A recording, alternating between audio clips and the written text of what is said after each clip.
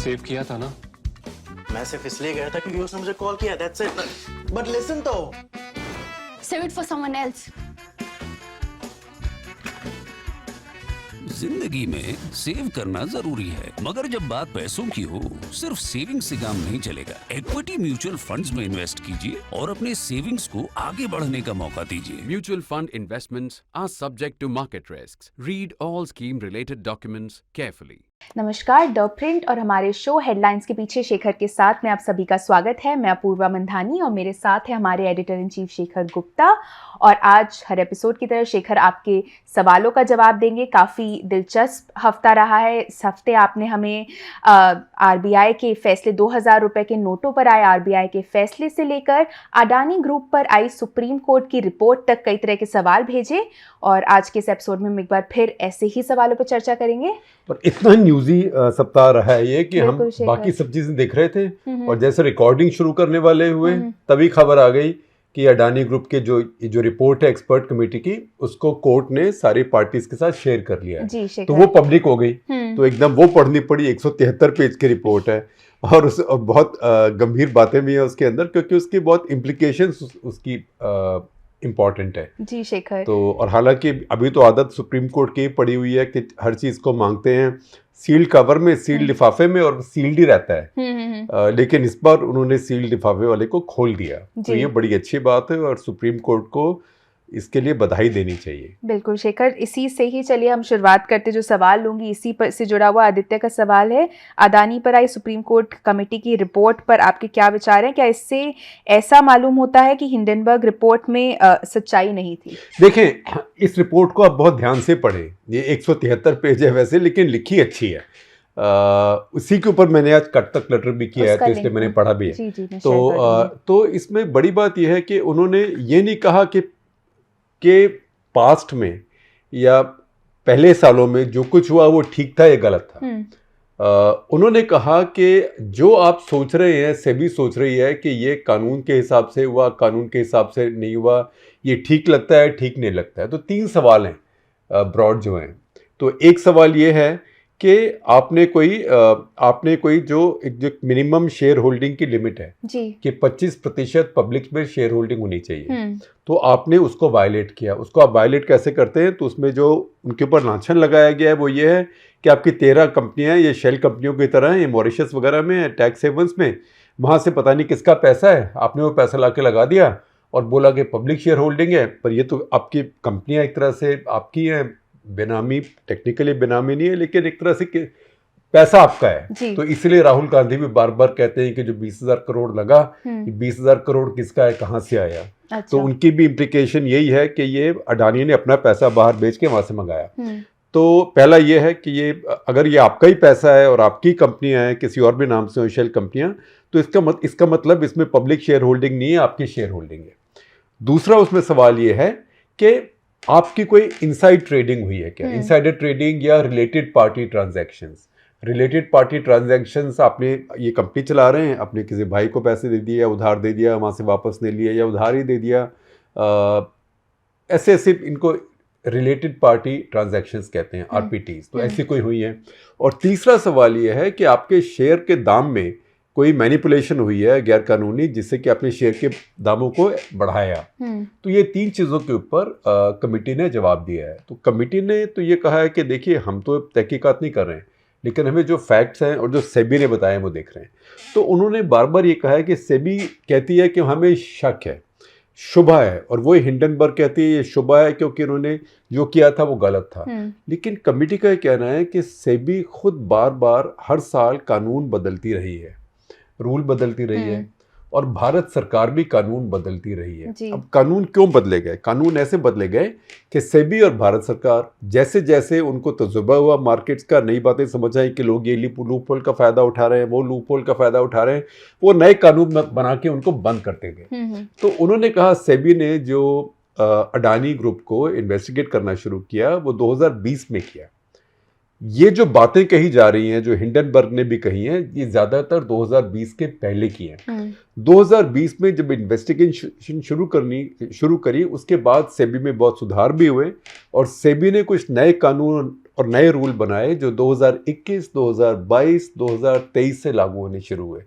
वो इसीलिए थे कि उनको पहले लूपहोल समझ आए। तो वो तो ठीक है, अब आपने कानून बना दिए, रूल बना दिए, तो अब ये किया होता तो वो गैर कानूनी होता, इरेगुलर होता। लेकिन जब ये किया गया तब ये रूल नहीं थे। तो आप ये नहीं कह सकते कि भाई मुझे अच्छा तो लगता नहीं, ये बड़ा सस्पेशन लगता है, बड़ा शक होता है, ये does not pass the smell taste, जैसे इंग्लिश में कहते हैं, इसमें गंध अच्छी नहीं आती। लेकिन उस टाइम गैर कानूनी नहीं था क्योंकि ये कानून उस समय नहीं थे। तो काफ़ी अच्छी भाषा यूज़ की है और ये अच्छी बात है कि कमेटी ने जो भी रिपोर्ट लिखी है वो कोई किंतु परंतु टाइप नहीं लिखी है, बहुत स्ट्रेट फॉरवर्ड लिखी है। और उन्होंने साफ कहा है कि भारत का संविधान है, भारत के संविधान के अनुसार इंसान को जो उसकी खुराफात करने का टैलेंट है, जो उसमें चतुराई, चालाकी, अक्लमंदी है, उसको जितना मर्जी वो इस्तेमाल कर सकता है, कैसे भी इस्तेमाल कर सकता है, सिर्फ एक शर्त पे कि जो देश में कानून कोई हो, जो कोई चीज को रोकता है, वो कानून ना टूटे। तो जिस चीज पे कानून कुछ नहीं कहता, कोई कानून नहीं है कि ये नहीं करना, उसको वो कर सकता है। जैसे मैं आपको एक उदाहरण देता हूं। अब हमारे यहाँ कानून है कि अनलाइसेंस्ड हथियार आप लेके नहीं जा सकते। अब मैं जाऊं कोई मॉल में एक AK-47 ले जाऊं कि भी मैं तो सब मुझे पहचानते, ये मेरा कार्ड है जर्नलिस्ट का, हाँ कौन मुझे रोकेगा, ये AK-47। वो मेरी गर्दन पकड़ के एकदम हाथ पैर बांध के गाड़ी में डाल के पुलिस स्टेशन छोड़ाएंगे, नहीं तो पुलिस को फोन करेंगे, मुझे पकड़ लेंगे। वो किस लिए? क्योंकि कानून है कि मैं अनलाइसेंस्ड हथियार नहीं ले जा सकता। लेकिन अगर मैं पेन लेके जा रहा हूं तो कोई कानून नहीं है जो कहता है पेन नहीं ले जा सकते। तो आप समझे ना मेरी बात, कल को भगवान ना करे ऐसा कानून बन जाए किसी देश में, हमारे देश में तो मैं वो भी नहीं कहना चाहता भगवान ना करे के साथ में कि आप पेन नहीं ले जा सकते, या पेन ले जा सकते हैं लेकिन उससे लिख नहीं सकते, है ना, लिखने पे भी पाबंदियां बहुत देशों में होती हैं। तो फिर वो कानून होगा। फिर अगर मैं पेन लेके जाऊंगा और मैं उससे लिखूंगा तो उस कानून की वायलेशन होगी। मैं शायद लिखूंगा फिर, लेकिन फिर मैं कहूँगा ठीक है मैं कानून तोड़ रहा हूँ। लेकिन ये कहना कि आप अभी पेन लेके बैठे हैं, हमें ये बात पसंद नहीं आ रही, क्योंकि कोई कानून नहीं है कि आप पेन लेके बैठ सकते हैं। तो ये एक बहुत बेसिक चीज़ कमेटी ने लिखी है कि हमारे संविधान के हिसाब से जो कानून रोकता है वही चीज़ रुकी होती है, उसके अलावा आप जो मर्जी कर सकते हैं। और अगर बाद में आपने कानून बनाया जिससे कोई चीज़ अलाउ नहीं है तो वो उस टाइम से कानून चलेगा। ये प्रोस्पेक्टिव है, ये रिट्रोस्पेक्टिव नहीं हो सकता। तो वो एक बड़ी बात है। तो वो लॉजिक इस्तेमाल करके उन्होंने तीनों में कहा है कि हमें इसमें कुछ नज़र नहीं आता है। हालांकि सेबी देखता रहेगा, सेबी को इन्वेस्टिगेशन का टाइम मिलेगा, लेकिन उन्होंने सेबी को थोड़ी फटकार भी लगाई है कि हर चीज़ शक के हिसाब से नहीं चल सकते हैं, और शक के हिसाब से भी उन बातों पे जिन पे पहले कानून ये नहीं थे। तो हमारे यहाँ होता भी है, कोई इन्वेस्टिगेशन कहीं शुरू हो जाए और आपको एविडेंस ना भी मिले, सबूत ना भी मिले, पर कोई इसे बंद नहीं करना चाहता। तो ऐसे गाना था, एक हिंदी फिल्मों का एक गाना था, मेरे ख्याल ये 60 के दशक की फिल्म थी, दिलीप कुमार थे उसके अंदर। तो उसमें गाना था, इस दुनिया में है दुनिया वाले, बड़ा मुश्किल है इंसाफ करना, बड़ा आसान है देना सजाएं, बड़ा मुश्किल है पर माफ़ करना। तो ये किसी के लिए कहना कि नहीं इसमें कुछ नहीं है, किसी एजेंसी के लिए किसी को क्लीन चिट देना बड़ी तकलीफ होती है, क्योंकि लोग भी डरते हैं कि आज मैं क्लीन चिट दूं, कल को कुछ निकल आए, आज ही क्लीन चिट दूं, लोग बोलेंगे अडानी से पैसे ले लिए, अंबानी से पैसे ले लिए, किसी से भी पैसे ले लिए। तो ये कमेटी में क्योंकि काफ़ी जाने माने सदस्य हैं, 2 जजेस हैं पुराने, और उसके अलावा KB कामत जो इंडियन बैंकिंग के सबसे बड़े नेताओं में माने जाते हैं, लीडर माने जाते हैं, नंदन नीलेकनी हैं, सोमशेखरन सुंदरेशन है, आप जानती होंगी, वकील हैं जाने माने। तो इन सब ने मिलके बड़ा एक साफ एक रिपोर्ट लिखी है। अब ठीक है, देखते हैं कि इसमें सेबी लेके क्या आती है। उन्होंने ये भी कहा है कि हिंडनबर्ग ने जो कहा, हिंडनबर्ग के, उन्होंने ये नहीं कहा कि हिंडनबर्ग ने गलत कहा, बल्कि अगर रिपोर्ट को आप ध्यान से पढ़ेंगे तो उसमें ये इंडिकेशन है कि हो सकता है कि हिंडनबर्ग की काफ़ी बातों में सच्चाई हो, लेकिन तब की बातें हैं जब कानून उन बातों को नहीं रोकता था। आप वो कुछ कर सकते थे, आप वो पेन को ले जा सकते थे, या आप उस टाइम कानून ऐसा था कि आप AK-47 ले जा सकते थे, बाद में बैन हुआ। तो वो उन्होंने एक बहुत सटल तरीके से, सटल भी नहीं कहूँगा बल्कि वो गलती हो गई मेरे से, सटल मैं कहूँगा बड़े सटीक तरीके से, साफ तरीके से कहा है। अगला सवाल भी एक बहुत ही बड़े फैसले पे, हाल ही पे आए फैसले पे है। सरोद पूछ रहे हैं कि मेरे पास 2000 रुपए की नोट है, बोल रही है इस पर आए RBI के फैसले के बारे में प्लीज़ बताएं, ऐसा फैसला अब क्यों लिया गया है? देखिए, जब 2000 रुपए का नोट बना था, ये बात तभी मालूम थी कि ये बहुत लंबा नहीं चलने वाला जी। क्योंकि उस समय क्या हुआ कि अचानक क्योंकि सारे नोट बंद हुए थे तो नोटों की कमी हो गई। अब दोबारा से मार्केट में लोगों के पास नोट लाने थे, तो उसमें सिर्फ 500 के करते तो बहुत समय लगता है छापने में। 2000 का छापना आसान था, तो 2000 के फटाफट नोट छाप दिए गए। उनको भी करीब 2-2.5 साल के बाद छापना उनका बंद हो गया था। इनफैक्ट जब हमें पता लगा था कि वो बंद होने वाला है, तो हमने एक स्टोरी भी की थी द प्रिंट में। वो स्टोरी का लिंक आप शेयर कर लीजिएगा।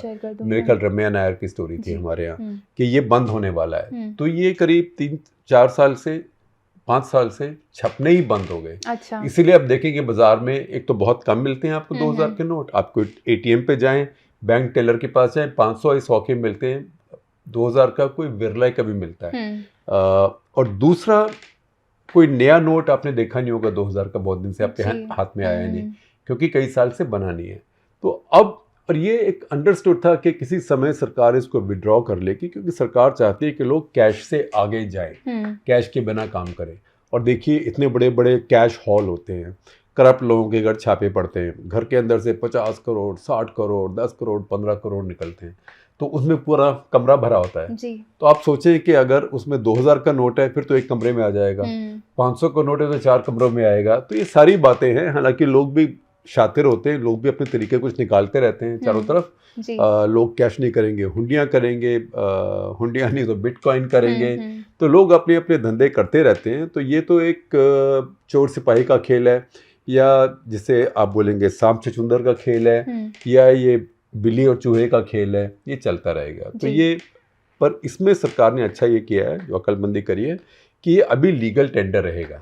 तो कल आपको कहीं लेके जाते हैं, किसी को देते हैं, तो उसको लेना होगा। ये 30 सितंबर का मतलब भी जून, जुलाई, अगस्त, सितंबर, 4 महीने, 4.5 महीने में बचे हुए हैं कि आप इनका, आपके पास कुछ है तो आप इनका इस्तेमाल कर सकते हैं। फिर भी आपके पास बच जाए या आपको चिंता है तो आप बैंक जा सकते हैं। एक इंसान, एक भारतीय 10 नोट लेके बैंक जा सकता है, जैसे मैंने पढ़ा है। नहीं तो आप RBI में कहीं जा सकते हैं। तो ये, अब देखिए, मेरा सवाल अगर है भारत सरकार से तो दूसरा है जी। वो ये है कि 2000 तो ठीक है, अब बंद करें, 1000 तो शुरू होना चाहिए ना। क्योंकि ऐसी भी क्या दशमलव के साथ दुश्मनी है कि आप 1000 का नोट नहीं, 1000 का नोट तो इतनी बड़ी बात नहीं होती है। तो उससे कुछ कन्वीनियंस होनी चाहिए। लेकिन ये सरकार का सोचना यह है कि हर किसी को UPI में, हर किसी को Paytm में, हर किसी को डिजिटल पैसे में पुश किया जाए जी। तो वो आइडिया अच्छा है और वो अपने आप हो भी रहा है। लेकिन कुछ एक, जिसको सरकार ऐसे जैसे स्कूल के बच्चों की तरह जनता को ट्रीट करती है, कि जिसको एक हमारे जो पहले चीफ इकोनॉमिक एडवाइज़र थे, उन्होंने कहा था नज इकोनॉमिक्स, कि सरकार नज करती है। तो ये सरकार का तरीका है। अब ये ठीक है, गलत है, ये तो वोटर के देखने की बात है, लेकिन ये नज इकोनॉमिक्स इस सरकार का तरीका है। तो ये भी एक नज है कि हमको नोट नहीं पसंद, इसलिए बड़े नोट निकाल दिए। अब अपनी जेब में आप 1 लाख रुपए लेके जाना चाहते हैं, पहले तो लेके जा सकते थे 2000 के नोट में, अब लेके जाएंगे तो इतना हो जाएगा। ये मैं आपको कहानी बताता हूँ एक टाइम की, ये अफगानिस्तान की कहानी बताता हूँ। जब मैं पहली बार अफगानिस्तान गया तो वहाँ पे का डॉलर है, जाके उनको कैश कराओ। तो वहाँ पे एक करेंसी मार्केट थी, वहाँ सिर्फ यही काम तो दुकानें थी और वो करेंसी चेंज कराओ, क्योंकि बैंक में तो लड़ाई हो रही थी। वो पहला जिहाद जब चल रहा था। अच्छा। मेरा पहला विजिट अफगानिस्तान में 1988 में था। फर्स्ट जिहाद चल रहा है, तो उस समय किसको क्या होश है वहाँ पे। तो एक बाज़ार था और इसमें करेंसी की दुकान लीगल था, उसमें करेंसी की दुकानें ज़्यादातर हमारे सिख लोगों की थी। अच्छा। उसके पास ही गुरुद्वारा था, कारते परमान मेरे ख्याल कहते हैं। तो हम वहाँ गए और हमने कहा यहाँ खर्चा तो हो गई, 10-12 दिन रहने वाले हैं, तो हम यहाँ पे $1000 कैश कर लेते हैं। मेरे साथ मेरे फोटोग्राफर थे, भगवान सिंह, स्वर्गीय हैं, रहे नहीं। तो $1000 अब हमको ये आइडिया नहीं था कि वहाँ पे रेट था कब 800 अफगानी जो करेंसी होती है, 1000 अफगानी $1 का। अच्छा, और बड़े अफगानी के नोट नहीं थे वहाँ, 50-50 अफगानी के नोट थे। जब वो सब पुराने, जैसे वो तोल के किलो के दाम से, जब उसने वो गिने हमारी हवाइयाँ उड़ गई, वो इतने नोट हो गए। अब कैसे करें? अब तो ले लिए थे, अब उनको कोई तरीके से उसने थैले वैले दिए, झोले, हम लेके होटल में गए, कैश लेके गए। अब वो होटल भी ऐसा ही था वहाँ पे, होटल भी ऐसा था कि वहाँ पे एक दोपहर को खाना बनता था चिकन रोस्ट, शाम को खाना बनता था रोस्ट चिकन। तो वही खाना था। तो वहाँ कोई सिक्योरिटी नहीं, कुछ नहीं, अब पैसे कहाँ छोड़े। तो मेरा बैग था इतना बड़ा, जो हैंड बैग टाइप होता है, वो पियानो टाइप बैग था, उसके अंदर काफ़ी सारे वो नोट डाले, और ऐसे फोटोग्राफर ने भी अपने एक और बैग में, एक तो कैमरा बैग था, दूसरे में डाले।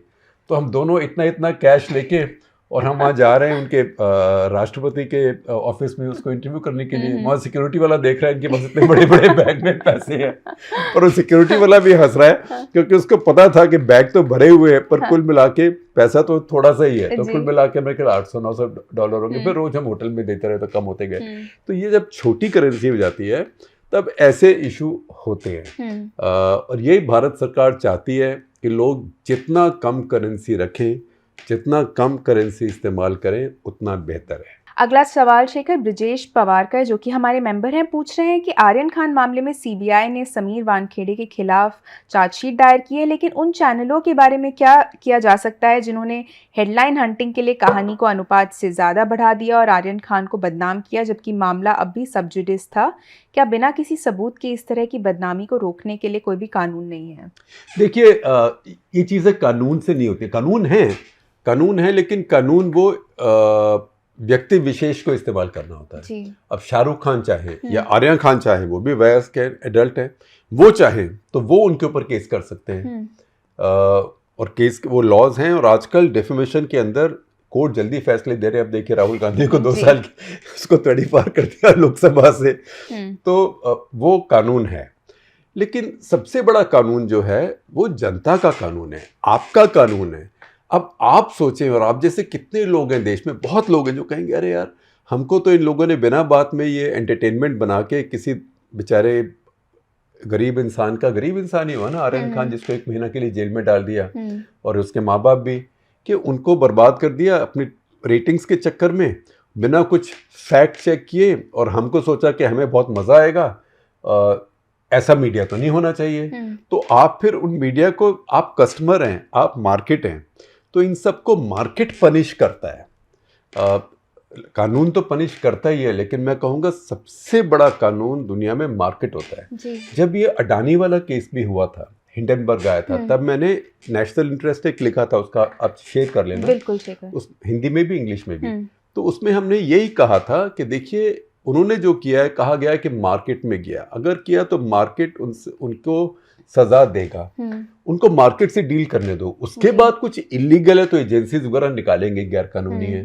तो अब देखिए मार्केट ने कितना पनिश किया उनको, उनके शेयर्स का दाम कितना कम हो गया। दुनिया में तीसरे सबसे अमीर आदमी थे, 50वें से भी 100 से भी ऊपर चले गए। तो ऐसे आप, उनका मार्केट है उन चैनल्स का, आप जो उस मार्केट में कस्टमर हैं, आप अब सोचें कि उन चैनल को देखने से आपको क्या मिलता है। अगर आपको फिर भी मज़ा आता है, देखिए अब बाज़ार जाइए, आप चाट खा रहे हैं, आपको चाट वाला कहता है मिर्ची कितनी रखूँ, दबा के लगा दें, फिर मुंह में खाते हैं, मिर्ची लगती है, आंखों से पानी आना शुरू होता है, नाक से पानी आना शुरू होता है, फिर भी लेकिन आपको मज़ा आता है ना, फिर आप उसे खाए जाते हैं। तो अगर आपको ऐसे मज़ा आता है कि देखो जो भी हो, चाहे मेरा मुंह जले, चाहे मेरी नाक जले, चाहे मेरी आंखें जले, चाहे अंदर जाके मेरा पेट चले, उसके बाद मुझे एंटासिड खाना पड़े, पर मज़ा बहुत आ रहा है चटकारे लेने का, तो फिर आप चटकारे लेते रहिए, तो फिर ये चैनल्स भी बदलेंगी नहीं। अगला सवाल आदित्य का आ रहा है, जो कि हमारे मेंबर हैं। पूछ रहे हैं कि यूपी के लोकल म्युनिसिपल चुनावों में बीजेपी के प्रदर्शन के बारे में आपके क्या विचार हैं? क्या आपको लगता है कि योगी धीरे धीरे उत्तर प्रदेश में बीजेपी को मजबूत बना रहे हैं, जैसे नरेंद्र मोदी ने गुजरात में किया, और ये एक मजबूत स्थानीय नेता होने का सबसे बड़ा फायदा है, जो कि कर्नाटका चुनाव में बीजेपी की चूक हुई है? देखिए, योगी आदित्यनाथ इस समय यूपी में अपने औकात से ही एक बड़े नेता बन गए हैं। वो सिर्फ बीजेपी या हाई कमांड से अपनी पावर, अपनी शक्ति ड्रॉ नहीं करते हैं, वो अपने आप वोट ले सकते हैं। और उसमें सबसे बड़ा फ़ायदा जो उनको हो रहा है, जैसे मैं समझ रहा हूँ यूपी से, वो लॉ एंड ऑर्डर की स्थिति के ऊपर, क्योंकि जनता में बाय एंड लार्ज ये सोचना है कि हमारे यहाँ कानून व्यवस्था की स्थिति पहले से बहुत बेहतर हुई है, माफिया वगैरह कम हुए हैं, खत्म तो कुछ नहीं होते कभी भी, पर बहुत कम हुए हैं, तो इनसे उन्हें फ़ायदा हो रहा है। तो वो एक अलग तरह के नेता हैं। बीजेपी में इस समय राज्यों में सिर्फ 2 ही नेता ऐसे हैं जो अपने दम पर चुनाव जीत सकते हैं और जो अपने दम पर नेता बन गए हैं जी। एक योगी आदित्यनाथ हैं और एक हिमंता बिस्वा शर्मा है असम में, उसके अलावा कोई नहीं है। और ये जो बीजेपी का एक प्रयोग था कि लाइट वेट मुख्यमंत्री हर जगह लगा देते हैं, फिर दिल्ली से आएंगे मोदी जी, वो वोट ले लेंगे, मुख्यमंत्री अपना करता रहेगा काम, दिल्ली से हम उसको आज्ञा देंगे क्या करो, हमसे पूछ लेगा। तो ये काम नहीं कर रहा है, ये काम नहीं कर रहा है। आप देखें कि हरियाणा में ये किया था, वहां पे दूसरी बार इलेक्शन में, हालांकि वो इलेक्शन 2019 के लोकसभा इलेक्शन के एकदम बाद आया और लोकसभा इलेक्शन में मोदी जी की, बीजेपी की सारी सीटें आई हरियाणा की और बहुत बड़े बड़े मार्जिन से आई। उसके बावजूद कुछ महीनों के बाद ही हुआ वो, उसके बावजूद हरियाणा में मेजॉरिटी नहीं आई, इसीलिए हरियाणा का वो आधे से ज़्यादा सरकार तो देनी पड़ गई जेजेपी को, दुष्यंत चौटाला को। वही कहानी है जो अमिताभ बच्चन वाला जो गाना था सिलसिला का, खाई गोरी का यार बलमतर से रंग बरसे, क्योंकि सरकार तो है बीजेपी की, लेकिन उसमें जो मलाई है सरकार की वो सारी दी हुई है दुष्यंत चौटाला को जी। तो उस समय भी लाइट वेट मुख्यमंत्री मेजॉरिटी नहीं ले पाए। फिर आप देखें कि झारखंड में रघुवर दास वो नहीं आ पाए। तो ये एक प्रयोग है, अभी ऐसे बोम्बई का हुआ कर्नाटका में, ये एक प्रयोग है जो सफल नहीं हुआ है, हिमाचल में हुआ, ये एक प्रयोग है जो सफल नहीं हुआ है। अब आगे देखें बीजेपी क्या करती है, क्योंकि बीजेपी को समस्या है, क्योंकि 5 राज्यों में इस साल में फिर चुनाव होगा। तो चलिए मिजोरम हम एक तरफ रखते हैं, क्योंकि वो इसलिए नहीं कि छोटा राज्य है, हर राज्य अपने तरीके से महत्वपूर्ण होता है, लेकिन क्योंकि वहाँ बीजेपी इतना मैटर नहीं करती है, तो मिजोरम को छोड़े, लेकिन बाकी 4 को आप देखें। तेलंगाना बहुत इंपॉर्टेंट, क्योंकि वहाँ बीजेपी सोचती है कि हमारा चांस है दूसरा फुटहोल्ड, कि हमारी एक पाँव जमा हुआ है, कर्नाटका में हार गए पर पाँव तो जमा हुआ है ना, 65 MLA हैं, 36% वोट है, और दूसरा पाँव हमारा जमने का के आसार है तेलंगाना में। तो वो बीजेपी के लिए बहुत ज़रूरी है। वहाँ कोई नेता लेके जाएंगे वो मुझे नहीं पता, चलिए खैर नेता ना भी लेके जाएं तो आप कहिए कि अभी उनको लगेगा शायद कि हमारा सरकार में आने का चांस, सत्ता में आने का चांस नहीं है। लेकिन मध्य प्रदेश, राजस्थान, छत्तीसगढ़, अब मध्य प्रदेश में शिवराज सिंह चौहान अब चौथी बार है मुख्यमंत्री, लेकिन ये ऑपरेशन कमल से बनाई हुई सरकार है, क्योंकि कांग्रेस को तोड़ा, ज्योतिरादित्य सिंधिया को ले गए, उनके MLAs को उन्होंने इस्तीफा दिया, फिर चुनाव लड़े। तो ये पहले जैसे सशक्त मुख्यमंत्री नहीं है वहाँ पे, और हाई कमांड को भी पसंद नहीं आते सशक्त मुख्यमंत्री, तो उनको काफ़ी देर अंडरमाइन किया। लेकिन अब लगता है उनको नज़र आ रहा है कि अब उन्हीं के साथ जाना पड़ेगा, पर उनके साथ जाएंगे क्या, कहेंगे कि यही हमारे मुख्यमंत्री होंगे या कैंडिडेट होंगे, क्योंकि अगर होंगे तो वो 5वीं बार मुख्यमंत्री होंगे। तो लेकिन बीजेपी की हाईकमांड का टेम्परामेंट अभी वो नहीं है कि किसी को पहले नेता बना दें। अब योगी जी को ऐसे नहीं वो कर सकते, वो ना हिमंता को कर सकते। हालांकि पिछली बार हिमंता को भी काफ़ी समय लगा था, सर्बानंद सोनोवाल अड़ गए थे, लेकिन फिर भी वो नेता हैं। अब देखें राजस्थान में जी, अब इतने सालों से, पिछले 4.5 साल से बीजेपी को वसुंधरा राजे तो पसंद नहीं आती हैं हाईकमांड को, लेकिन अब कोई नेता नहीं है, तो अब राजस्थान में क्या करेंगे? वो बोलेंगे कि हमारा एक नेता है, अगर नेता हो तो वसुंधरा राजे के अलावा कोई तरीका नहीं है, कोई और है नहीं, और कोई ऑल्टरनेटिव नहीं है। लेकिन अगर बिना नेता के जाएंगे तो क्या वो सेफ होगा? हालांकि कांग्रेस के ऊपर एंटी इनकम्बेंसी है, लेकिन सिर्फ ये कह के जाना कि मोदी जी के नाम पे वोट दो, जैसे मोदी जी ने हिमाचल में कहा कि आप कैंडिडेट को भूल जाओ, मेरे को वोट दो।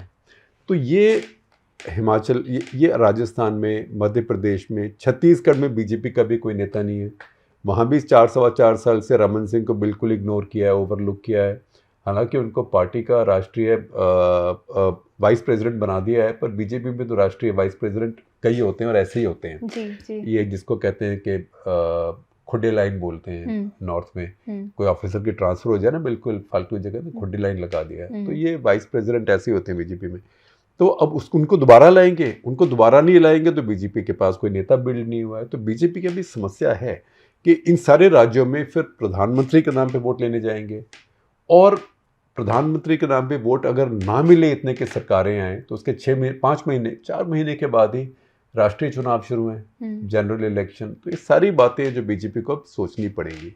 शिखर, आपने राजस्थान चुनावों की बात की। अगला सवाल एक लूंगी चैतन्य कनवाल का। वो पूछ रहे हैं कि राजस्थान चुनाव से पहले कांग्रेस के लिए सबसे अच्छी रणनीति क्या है? गहलोत के साथ बने रहें या पायलट जैसे युवा नेता को नियुक्त कर एंटी इनकम्बेंसी लहर को हटा दें? देखिए, कांग्रेस की स्ट्रेटेजी तो कांग्रेस बताएगी जी।